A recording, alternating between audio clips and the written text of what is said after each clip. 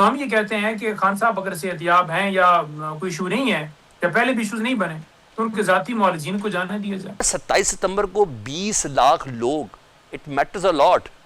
ये बताइए कितना बड़ा चैलेंज है आप लोगों के लिए। ये लॉन्ग मार्च इंशाल्लाह ताला कामयाब होगा और हम किसी नुक्ते पर पहुंचेंगे और इमरान खान की रिहाई हकीकी आजादी की तरफ जदोजहद के अंदर ये पहला कदम होगा। क्या पीटीआई को अपने लिए रिलीफ के तौर पर इसको देख रही है, क्योंकि जिस तरह नून लीग ने बाजवा साहब की एक्सटेंशन पर वोट देकर रिलीफ हासिल किया था। बानी पीटीआई से मुलाकात ना करवाने के मामले पर वफाक और खैबर पख्तूनख्वा हुकूमत में तलखियां बढ़ती जा रही हैं। खैबर पख्तूनख्वा हुकूमत ने वफाक की हिदायत पर वफाकी मालियाती मुंतकली में 6.4 अरब रुपए की कटौती से इनकार कर दिया है। दूसरी जानिब सुपरिटेंडेंट अडयाला जेल बानी पीटीआई की सेहत और मुलाकातों से मुतल्लिक रिपोर्ट सुप्रीम कोर्ट में जमा करवा दी गई है। रिपोर्ट में कहा गया कि बानी पीटीआई और उनकी अहलिया की हर मंगल को जेल रूल्स के तहत बाकायदगी से मुलाकात कराई जाती है। दोनों की अब तक 84 मुलाकातें कराई जा चुकी हैं। वकील सलमान सफदर भी 10 फरवरी और 4 अप्रैल 2026 को बानी पीटीआई से मुलाकात कर चुके हैं। रिपोर्ट में कहा गया है कि मेडिकल अफसरान बानी पीटीआई के दिन में 3 मरतबा खाने पीने की जांच और मेडिकल चेकअप करते हैं। इसके साथ मुतअद्दिद सरकारी मुआलजीन बानी पीटीआई का चेकअप करते हैं, जिसका रिकॉर्ड मौजूद है।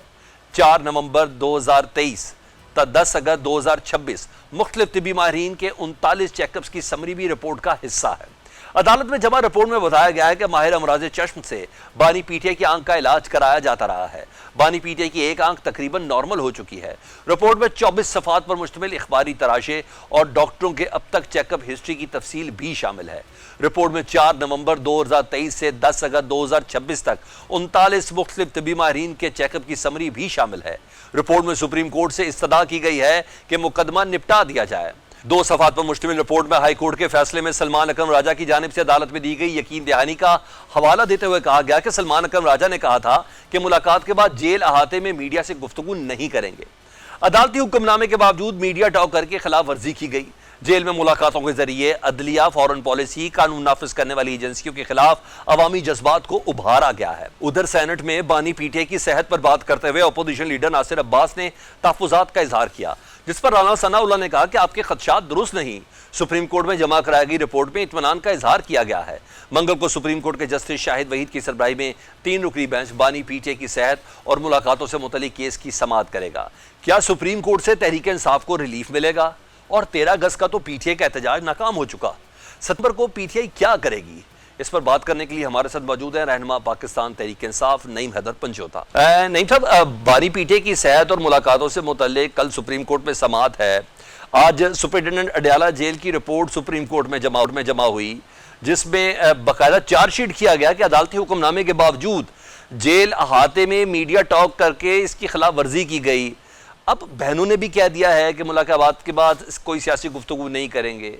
आप लोग पुरुमीद हैं कि अब कोई रिलीफ मिल जाएगा मुलाकात के हवाले से स्पेशली? देखिए, बहुत शुक्रिया, बड़ी नवाज़िश आपने मौका दिया। देखिए, सबसे पहली बात यह है कि जो ये बात की गई थी कि अहाते के अंदर गुफ्तगू ना की जाए, सलमान अकरम राय साहब ने ये बात अदालत के अंदर क्लैरिटी के साथ की कि क्या मैंने ये कहा था कि इमरान खान साहब की गुफ्तगू हम घर में भी जाकर या मीडिया के ऊपर या अपने चैम्बर के अंदर भी नहीं कर सकते। वहां एक हुकूमत की तरफ से जवाब बनाया जाता था कि लॉ एंड ऑर्डर की सूरत हाल खराब होती है जब ये गेट पे खड़े होते हैं और इमरान खान पाबंद सलासल हैं। तो अदालत ने आगे से कहा ये बिल्कुल आप ठीक बात कर रहे हैं, हमने वैसे तो गुफ्तगू पे पाबंदी नहीं लगाई थी, जेल के सामने की बात की थी। हालांकि वहां लॉ एंड ऑर्डर का भी मसला नहीं था, लेकिन एक जो उज़र था उस उज़र को दूर करते हुए ये बात राजा साहब ने की थी। अच्छा, नहीं, मुझे ये बताइएगा आप कि राना सनाउल्लाह साहब की गुफ्तगू आपके लिए कितनी काबिल एतबार है? आज जब सेनेट में लामा राजा नासिर अब्बास साहब ने इमरान खान की सेहत पर खदशात का इजहार किया तो राना साहब ने उसको मुस्तरद किया।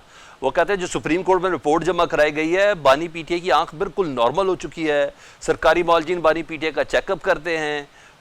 वो कहते हैं कि वो मुकम्मल तौर पर सेहतयाब हैं। देखिए, बात यह है कि इमरान खान साहब सेहतयाब हैं, वो ये कह रहे हैं।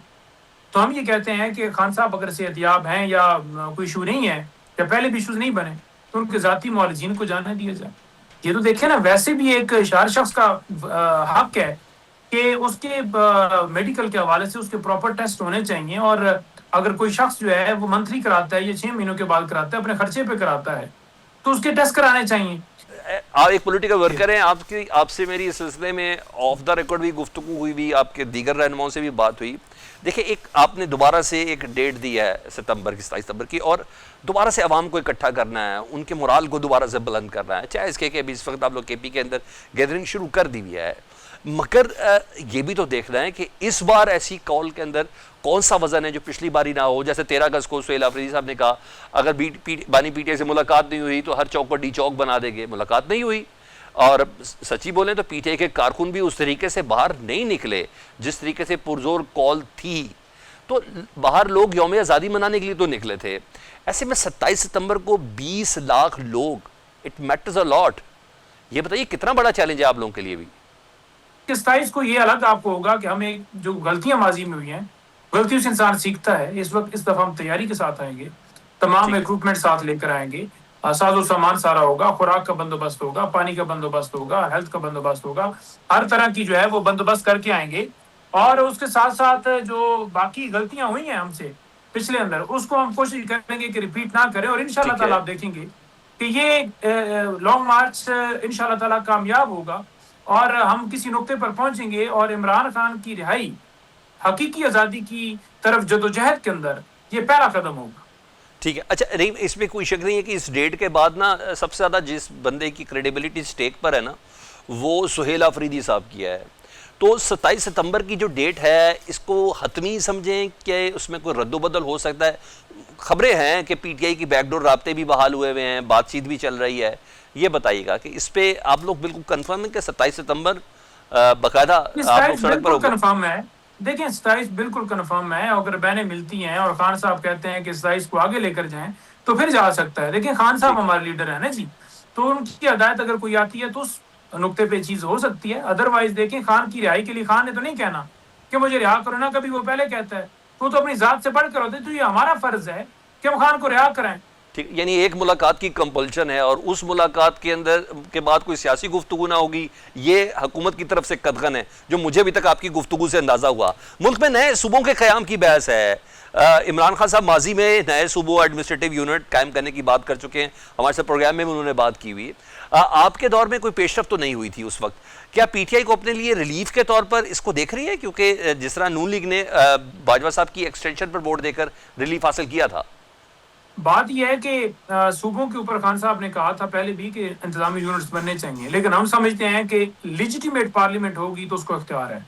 27 सितंबर का पाकिस्तान तहरीक इंसाफ का एहतजाज हो या मजीद इंतजामी यूनिट, इस वक्त सियासी गुफ्तगू का महवर यही है। इन दोनों पर पाकिस्तान तहरीक इंसाफ को अगर कोई गोहट दे सकता है वो है इमरान खान साहब। तो पाकिस्तान तहरीक इंसाफ कम अज़ कम ये चाहती है कि इमरान खान साहब से उनकी मुलाकात ज़रूर हो जाए। नहीं, मैदर पंजोता साहब, आपका बहुत शुक्रिया। पाकिस्तान फ्रंट इस ब्रेक के बाद।